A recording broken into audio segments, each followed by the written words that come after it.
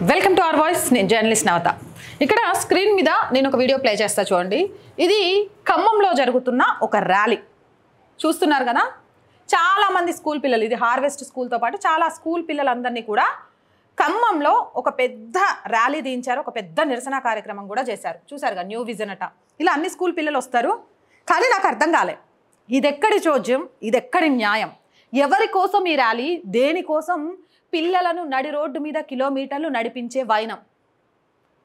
ఇది చూసి మీరు ఏమనుకుంటున్నారు?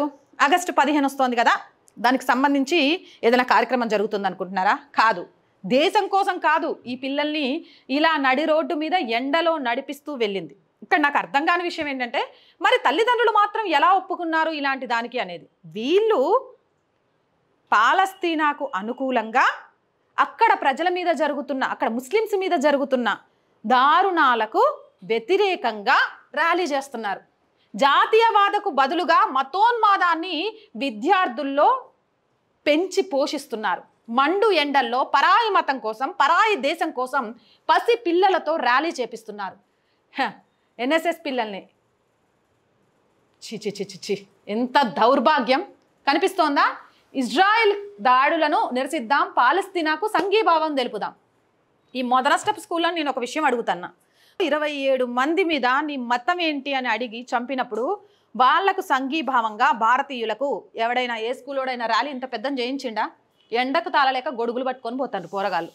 బంగ్లాదేశ్లో హిందువుల మీద దాష్టికాలు జరుగుతున్నప్పుడు ఎవడైనా ఇలాంటి ర్యాలీలు చేయించిండా?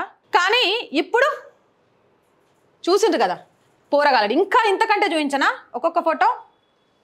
పాపం ఇట్లా ముస్లింలను చంపేస్తారట, వీళ్ళంతా సంఘీభావం తెలుపుతారట. అంటే మతం కోసం స్కూల్స్ కూడా పరితపించడం, మతోన్మాదులుగా ఈరోజు ఒక ఏమంటారు, వాళ్ళకి సంబంధించిన స్కూల్స్ ఏవో ఉంటాయి కదా. ఏంటబ్బా స్కూల్స్? ముస్లిమ్స్కి సంబంధించి స్పెషల్గా ఉంటాయి. మదర్సాలలో చెబుతున్నట్టుగా విద్యార్థుల మెదడులో బంగ్లాదేశంలో ఒకే ఆడపిల్లని ముస్లింగా ఇష్టం వచ్చినట్టుగా వివస్త్రను చేసి వీడియోలు తీసి తన మీద అత్యాచారం చేస్తూ వీడియోలను తీసి వాటిని సోషల్ మీడియాలో పోస్ట్ చేసి పైశాచిక ఆనందాన్ని పొందారే, వాళ్ళకు వ్యతిరేకంగా ఎప్పుడైనా చేశారా? పహల్గామాలో నీ మతం ఏంటి అని అడిగి మరి ఒక్కొక్కరిని చంపేశారే. చనిపోయిన కుటుంబాల కోసం ఏ రోజైనా సంఘీభావంగా ర్యాలీ చేశారా? సిగ్గు అనిపిస్తలే? పేరెంట్స్కి తెలిసే జరిగిందా ఇది? జాతీయవాదకు బదులుగా మతోన్మాదాన్ని నూరిపోస్తాన్రా. ఇదా మీరు పిల్లలకు నేర్పించాల్సింది? ఇదా మీరు చేయాల్సింది? చూడండి, దీనికోసం పోస్టర్లు వేసి మరి రండి అందరం ర్యాలీ అవుదాం, మానవత్వం కోసం, శాంతి కోసం కలిసి నడుద్దాం. పాలస్తీనా సంఘీభావ కమిటీ ఖమ్మం.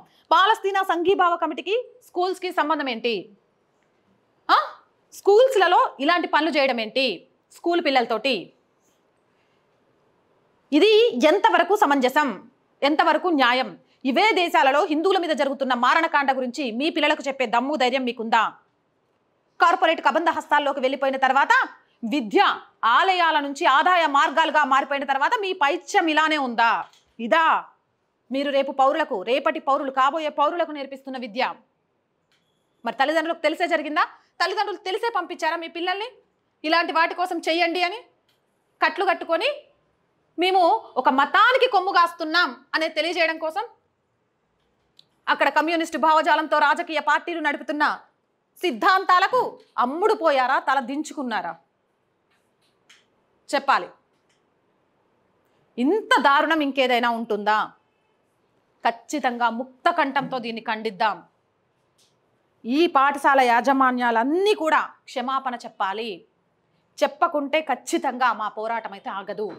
పసిపిల్లలకు మీరు దమ్ము ధైర్యం ఉంటే మీ స్కూల్లో పహల్గామాలో జరిగిన విషయం గురించి, బంగ్లాదేశ్లో జరుగుతున్న వాటి గురించి, నిన్నగాక మొన్న భారతదేశాన్ని అంతమొందించడానికి స్లీపర్ సెల్స్ రూపంలో పాకిస్తాన్ నుంచి సొమ్ము పెడుతూ ఇక్కడ పెంచి పోషిస్తోంది, విద్యా వ్యవస్థలో పోరగాల జీవితాలను కూడా నాశనం చేస్తుందనే విషయాలు బయటకు వచ్చాయి. వాటి గురించి చెప్పారా?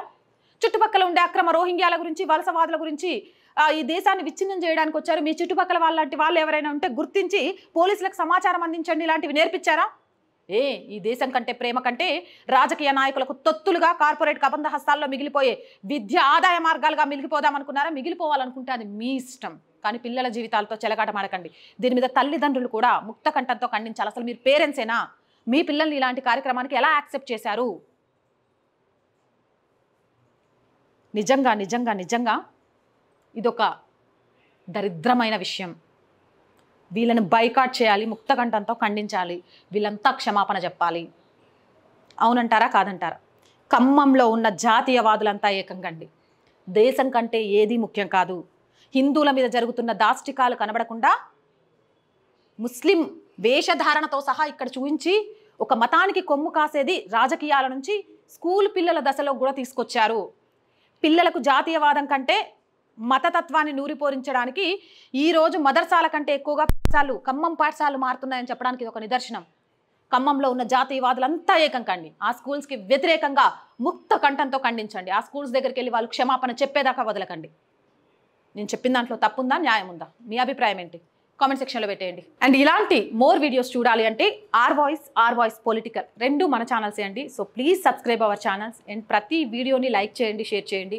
దాని ద్వారా మన వీడియోస్ వైరల్గా మారతాయి. ఆర్ వాయిస్ని ఆర్థికంగా దగ్గరుండి నడిపించాల్సిన బాధ్యత మీ మీదే ఉందండి.